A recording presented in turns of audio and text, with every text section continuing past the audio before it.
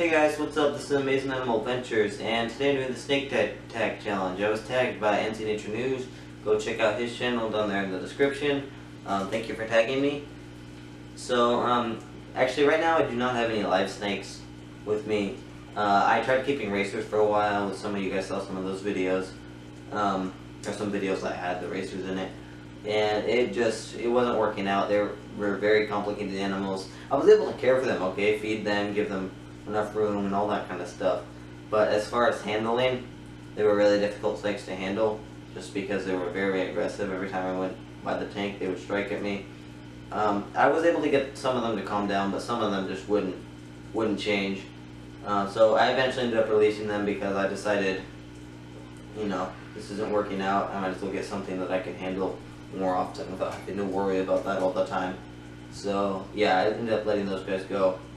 But I am considering getting a bull python next weekend at Repticon. So if you think that's a good idea, let me know down in the comments below. Now, even though I don't have any live snakes, what I do have is this. And before you freak out, this is not a snake that I killed. I did not kill this snake. It actually died in our neighbor's garage. It probably went in there during the evening. The door was shut overnight and it overheated during the day. Or something like that. I'm not sure exactly what happened. But anyway, kind of sad the snake died. But they gave the body to me. I dissected it, enjoyed examining the inside of it. It was pretty cool, and when I was done, I thought, why let it go to waste? So I skinned it, salted the skin outside, and stretched it out along with the head. And I stapled it to a board so I can mount it, and I keep it mounted on my wall now. So yeah, that's that. Okay, so my first question is, what is your favorite thing about snakes? I think this is something that's really hard to pinpoint, because there's so much out there about snakes. So many amazing features on them. So, you know, I think a more appropriate question is, what is your least favorite thing about snakes? Because I like all of the stuff they got on there. They're just such unique body shape. They eat so well. They're fun to care for, fun to keep, fun to catch. There's nothing that isn't awesome about snakes, in my opinion. The next question is, when did you get your first snake? Now, believe it or not, I've actually never bought a snake, so I don't know if that's exactly what this question meant, but I've never bought a snake from a pet store or from anywhere. I've kept many snakes over the years, many snakes, but they've always been wild caught. A lot of people have problems with that. I honestly don't have a problem with that. I don't see why so many people have problems with that, because it's kind of, I don't know, I really don't see that big of a deal.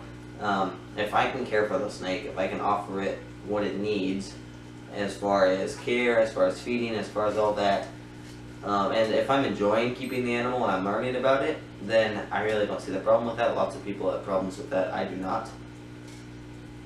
So yeah, that's just me. You're certainly entitled to your own opinion. But yeah, I've kept lots of wild caught snakes over the years. I don't know which was my first one. I've caught so many. I mean, I remember catching snakes when I was 7 years old, and that's like king snakes and gopher snakes out in the plains of California and whatnot. Next question is, have you ever been bitten? And the answer is yes.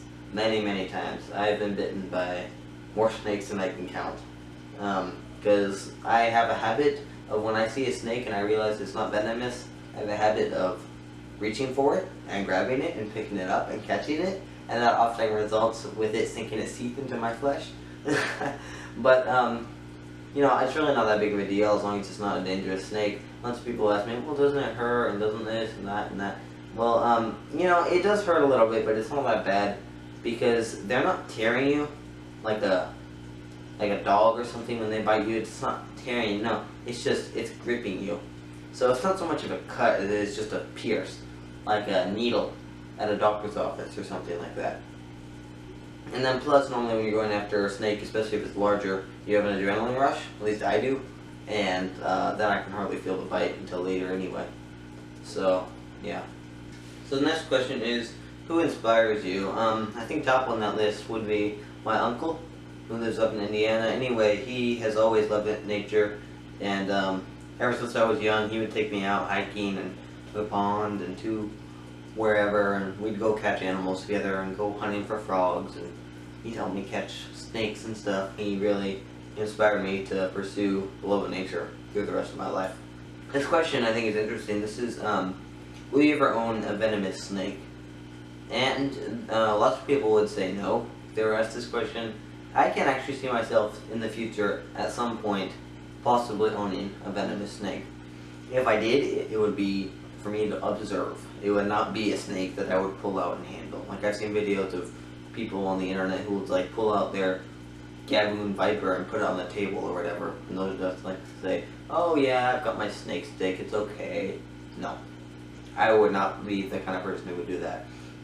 If I ever did keep a venomous snake, it would be something that I would keep on extreme security. You know, obviously it would still be well cared for. It would have food. It would have, you know, enough room, everything it needs, but just a lot more high security than I would keep per se a rat snake or something like that. I would be very careful, and I would only pull it out for things that, like, maybe I need to move it to a different cage, or I need to clean out its habitat or whatever, which would be very rarely, because I would be very, very careful and cautious if I kept a snake like that. Next question is, what is your favorite snake species? Now, I think this is kind of an interesting question also, because there are too many snake species out there for me to just choose one and say that's my favorite. There's just so many out there, and I think all snakes are really interesting and really fun to mess around with and enjoy and observe. But there's just too many for me to pick a favorite. So what I'm going to do is I'm going to tell you my favorite out of all the species that I've ever caught. So, you know, including Burmese pythons or cobras or whatever. No, it's just the snakes that I've physically gone out into the wild and captured. And the top one in that list would be the common king snake, more specifically the California king snake, which is a subspecies. But you know, some of you guys know I grew up in California, and I used to go out there and I would catch the gopher snakes and the king snakes, California king snakes. And they were just these beautiful, beautiful creatures. Just such a unique pattern. They were fun to keep, fun to care for, fun to catch. They calm down really quickly. Like, they might bite you when you're first trying to catch them, but once you have them under control, within minutes, they will be like your best friend. They are just very nice, very docile, and very adaptable snakes, and I really enjoy them. So, that's about it for the snake tag challenge. Once again, thank you NC Nature News for tagging me.